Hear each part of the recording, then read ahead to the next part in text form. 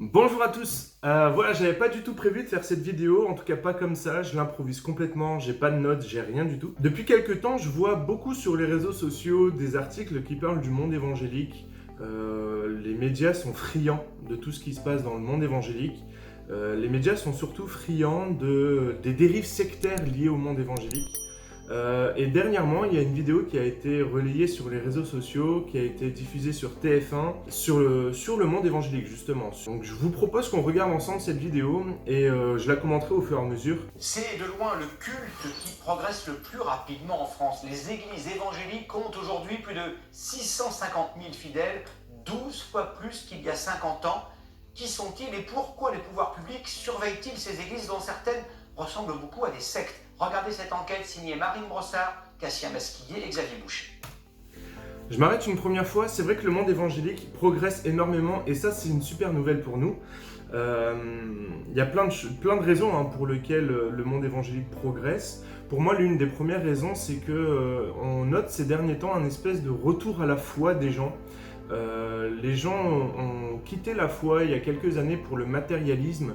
Et aujourd'hui, comme le matérialisme ne répond pas aux besoins des gens, ils se tournent de nouveau vers la foi.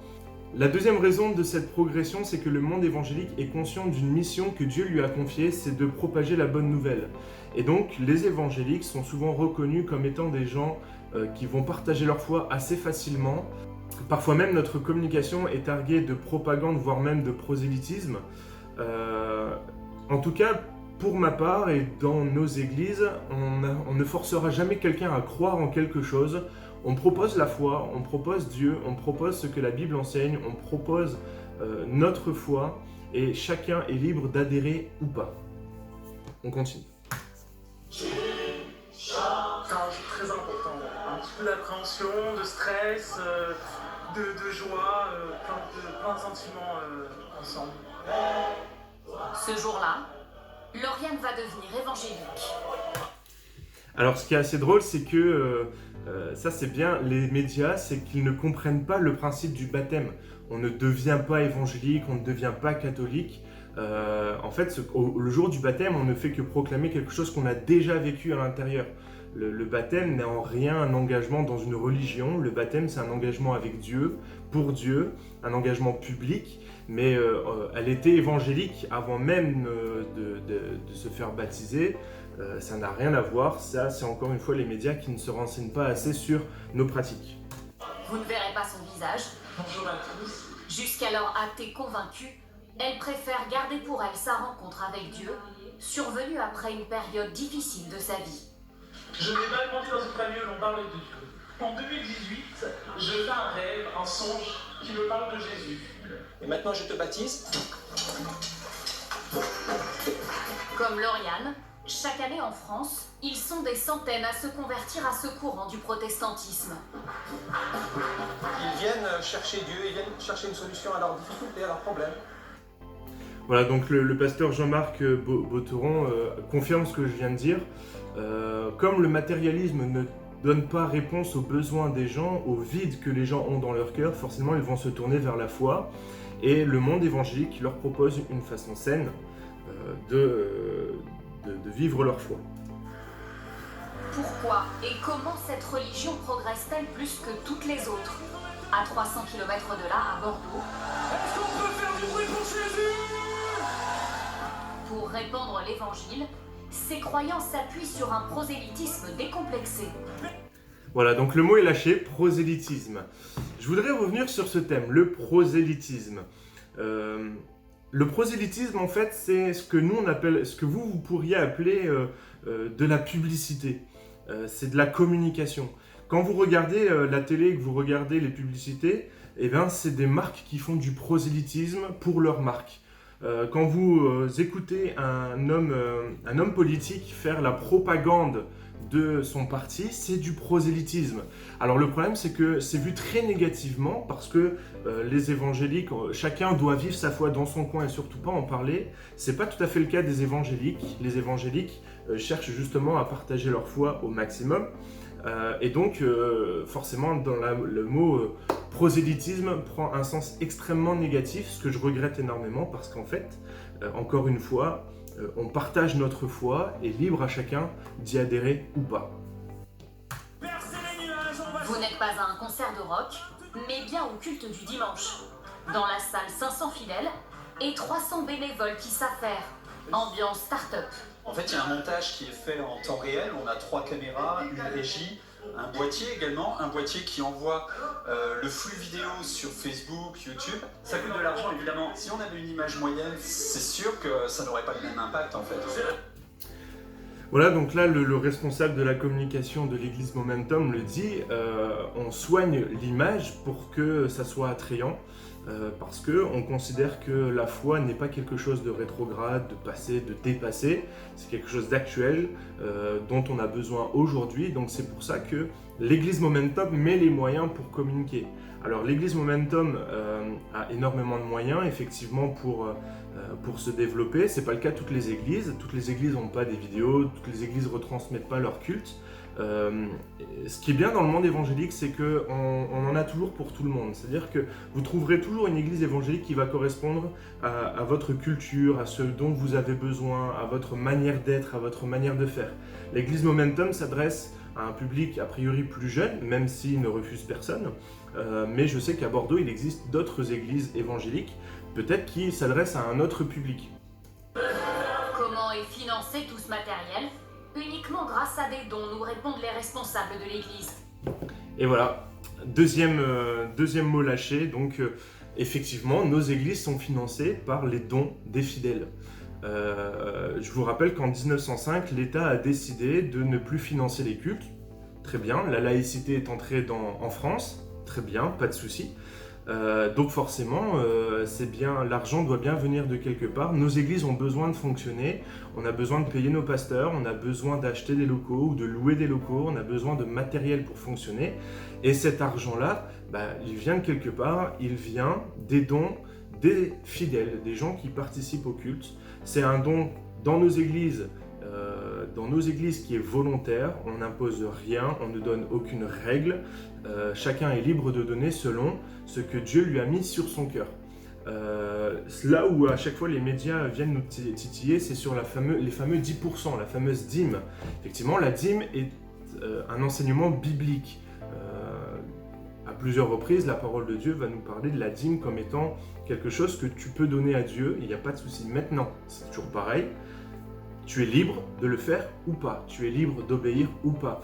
Dans nos églises, je suis convaincu que tout le monde ne donne pas la dîme de son salaire et on ne va pas aller les voir en leur disant vous êtes des mauvais chrétiens parce que vous ne donnez pas la dîme. Ce n'est pas du tout le discours qu'on tient.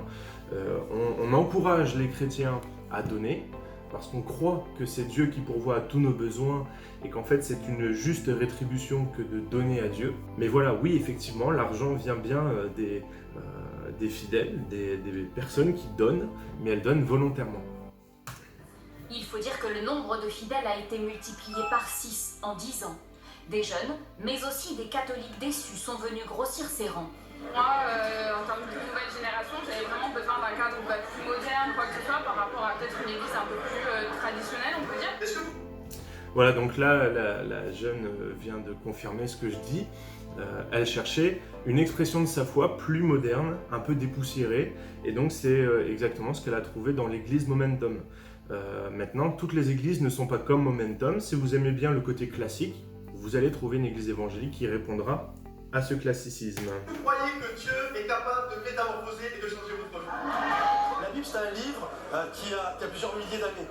Donc c'est un vieux livre. Nous, on essaye de dépoussiérer le maximum ça.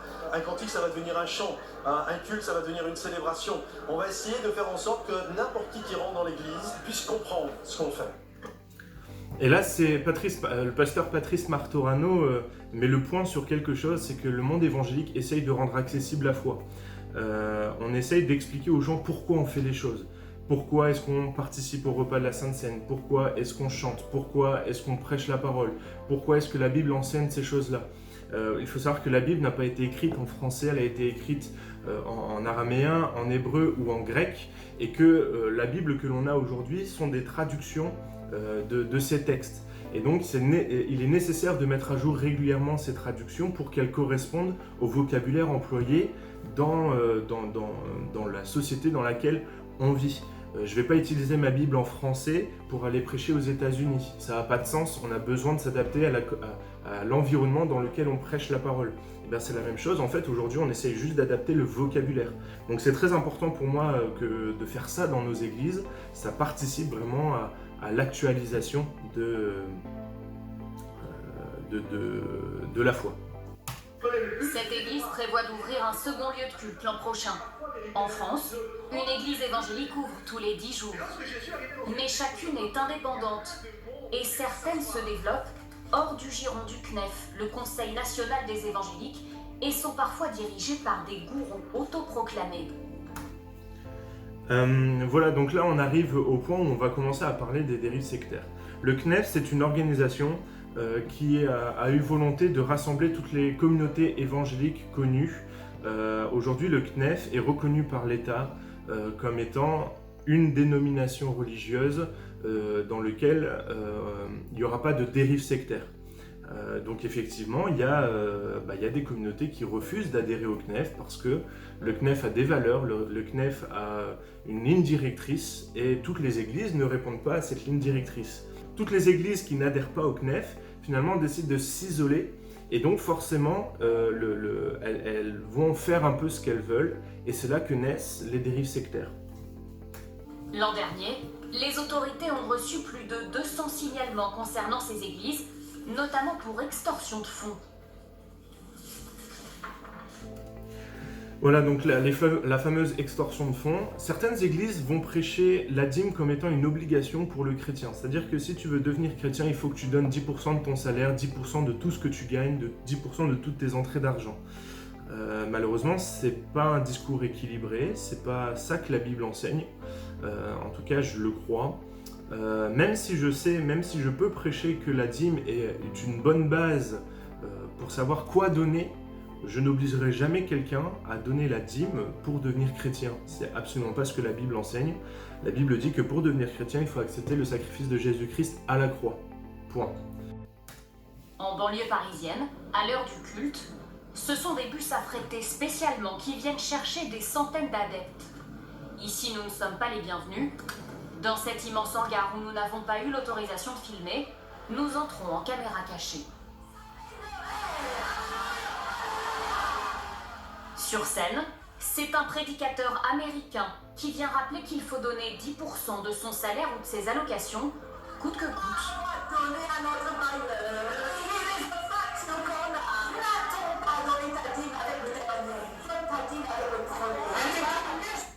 Donc là, l'église que l'on voit, c'est une église qui est connue, qui s'appelle Charisma, dans le 93. Là, ce qui me dérange, c'est que dans l'introduction du journaliste, la journaliste va mettre l'accent sur le fait que le prédicateur incite à donner les 10% de sa dîme.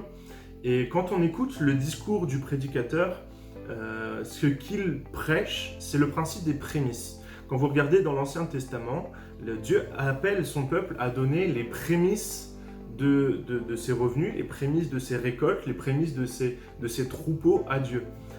Et donc c'est un principe biblique où on essaye de faire passer Dieu, où chaque croyant doit faire passer Dieu en priorité dans sa vie.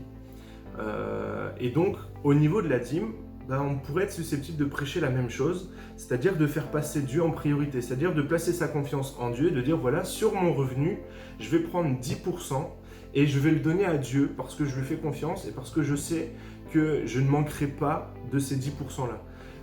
Il y a un pasteur qui disait que nos calculs ne sont pas les calculs de Dieu.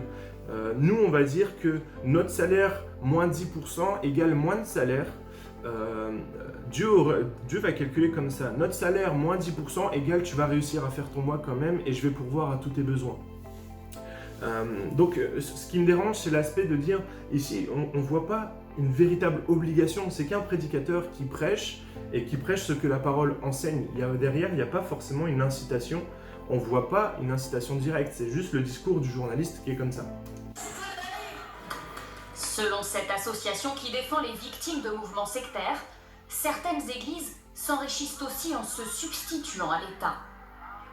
Dans certains quartiers, la puissance publique est un peu défaillante. Ils proposent des formes d'accueil d'enfants, des services d'action sociale pour vous aider dans vos démarches, vos papiers, etc.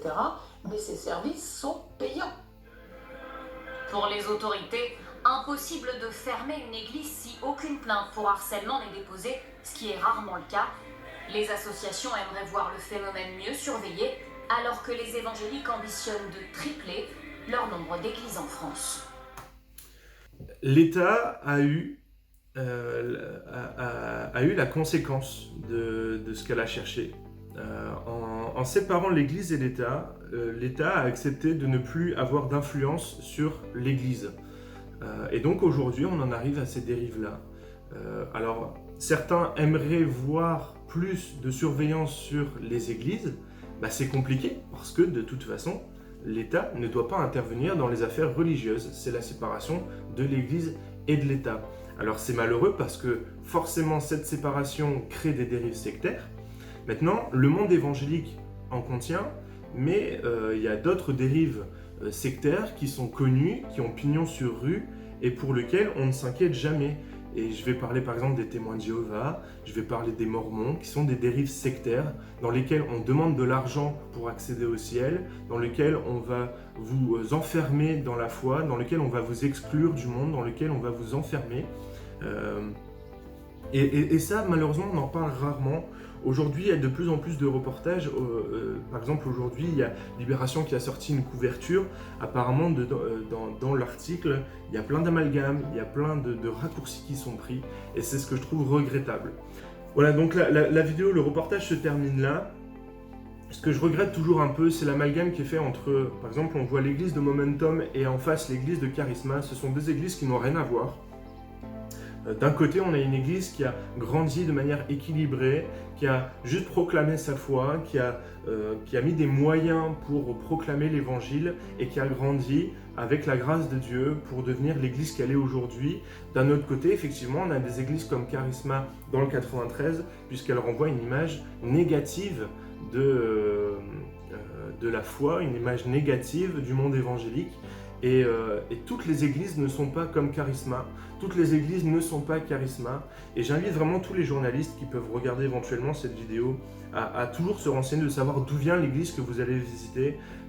Et qu'à chaque fois que vous sortez un reportage en disant le monde évangélique, c'est tout le corps évangélique qui souffre, c'est pas juste les dérives sectaires, c'est vraiment tout le corps évangélique. Voilà, je ne sais pas ce que va donner cette vidéo, je l'ai faite un petit peu à l'arraché, un peu à la va-vite, parce que je commençais à m'inquiéter de voir tous ces articles et voir tous ces reportages sur les évangéliques. Et je voulais simplement partager mon point de vue sur ce type de reportage et vous inviter à vous aussi être critique sur ce que vous regardez dans les reportages. Si vous vous intéressez au monde évangélique, ne vous fiez pas seulement à ce que disent les médias.